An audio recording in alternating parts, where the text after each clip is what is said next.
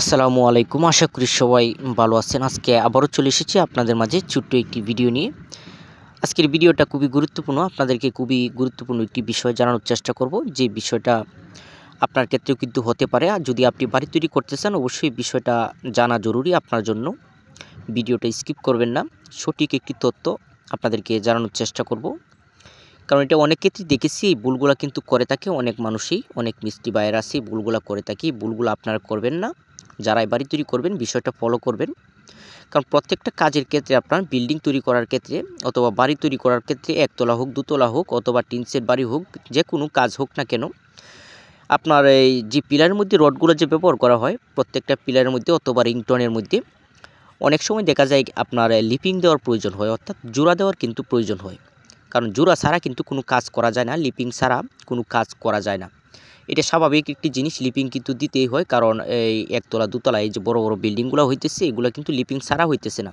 কারণ এত লম্বা রড কোথায় পাবে? সবগুলো কিন্তু লিপিং দিয়েই কিন্তু তোলা হইতেছে পিলারগুলো। কিন্তু লিপিং যদি সঠিক নিয়মে না দেওয়া হয়, এর চেয়ে বড় ক্ষতি মনে হয় আর নাই। কারণ আপনার বাড়ি কিন্তু সম্পূর্ণটাই নষ্ট হবে এবং আপনার কাজ দীর্ঘমেয়াদী হবে না, পিলার ফাটা মারবে। যদি পিলারের লিপিংয়ের মধ্যে যদি সঠিক নিয়মে যদি লিপিং না দেওয়া হয়, তাহলে ফিলার ফাটা মারবে। রিংটোনের মধ্যে যদি লিপিং সঠিক নিয়মে না দেওয়া হয়, তাহলে কিন্তু রিংটার ফাটা মারবে। এগুলো খুবই গুরুত্বপূর্ণ। লিপিং আপনারা একই জায়গায় রড এক সমানভাবে রড রেখে কিন্তু লিপিং দিবেন না।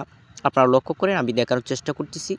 আর এখানে দেখা যায়, আপনারা দেখতে পাচ্ছেন এই যে বিট লেভেল কাজটা করা হয়েছে, এখানে যে রডগুলো রাখা আছে, এখানে কিন্তু আপনার সমানভাবে কিন্তু রডগুলা কাটা, এখানে লিপিং দেওয়া হবে। তো এভাবে সমানভাবে রড রেখে লিপিং দেওয়া যাবে না। এই বিষয়গুলো লক্ষ্য করবেন। সমানভাবে রডটাকে যদি লিপিং দেওয়া হয়, তাহলে কিন্তু পিলার কিন্তু ফাটা মারে। এটা আলগোস ফাটা মারবে, এটা খুবই গুরুত্বপূর্ণ বিষয়। লিপিংয়ের যে রডগুলো আছে, এগুলো কিন্তু আপনার একটি লম্বা একটি শর্ট, একটি লম্বা একটি শর্ট, একটার চেয়ে আরেকটা লম্বা শর্ট, এরকম তফাৎ করে বেশ কম করে কিন্তু রাখতে হবে। এদিক সেদিক করে রডগুলোকে রাখতে হবে লিপিং যদি দিতে হয় পিলারের মধ্যে। যদি রড শর্ট পড়ে, তাহলে অবশ্যই লিপিংগুলা আপনার এদিক সেদিক করে দিতে হবে। আপনারা এইভাবে লিপিং দিবেন না একই জায়গায়। এই যে আপনারা স্ক্রিনে যে ছবিগুলো দেখতে পাচ্ছেন, আমি দেখানোর চেষ্টা করতেছি যে এই ছবিগুলো কিন্তু এখানে যেইভাবে লিপিংগুলো দেওয়া হয়েছে, এগুলো সবই কিন্তু ভুল নিয়মে কিন্তু লিপিংগুলো দেওয়া হয়েছে।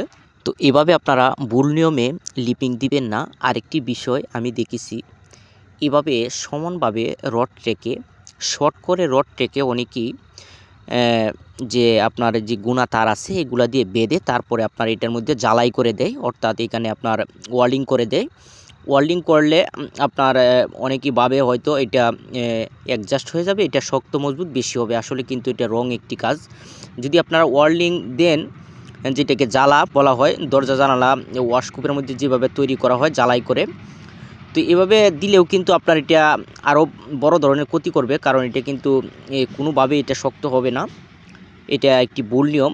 অবশ্যই আপনার লিপিংটা সঠিক নিয়মে দিতে গেলে আপনার অবশ্যই একটু লং করে রাখতে হবে, রডগুলা লং করে রেখে।